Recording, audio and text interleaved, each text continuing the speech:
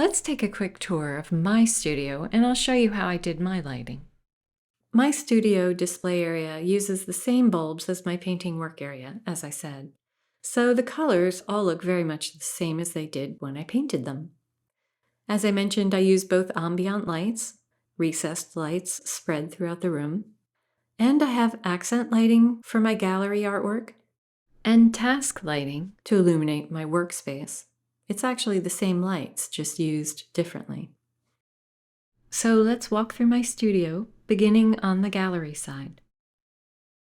I do my best to get the lighting fairly even. It's tricky when you have both oil and watercolors because they seem to like different looks. Now, this is my drafting table. It's illuminated by the recessed lights, but I also have a single track light shining on it from the upper left side. I'm right-handed, so this prevents a shadow when I work. To the left, you can see a work table. It's for miscellaneous tasks. I make sure it has light, but I don't fuss over it. I tend to move things around periodically as well, so that lighting changes. Now, over to the left some more, you can see my primary work area, where I paint.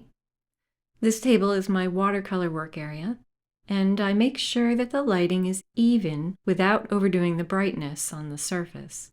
Remember lux? If it's too bright, it can throw off my judgment of the values. If I pan upward, you can see I have two lights aimed at the table, a few feet apart and slightly in front of where my head is. So basically, I don't get much shadowing when I work. Now I do move this table as well, but I try to maintain the same kind of lighting. Over here I have my easels, a wall easel and a standalone easel. I try to get the same kind of lighting here as well, even and not too strong. But this surface is slanted and it sits higher up. So for this setting, I like two lights from above and behind me, one from the side. It may look a little confusing to you, so let me show you a different angle. The further back the light is, the wider the beam and the dimmer the lux. Sometimes you have to play with positioning. You can check the evenness by taking a photograph of a white surface on your easel with your phone. That always shows me where I may have some shadows. In addition to the painting surfaces, make sure you have light on your mixing area. You need to be able to judge your colors, and it should match your surface lighting. And really, this goes for any paint medium.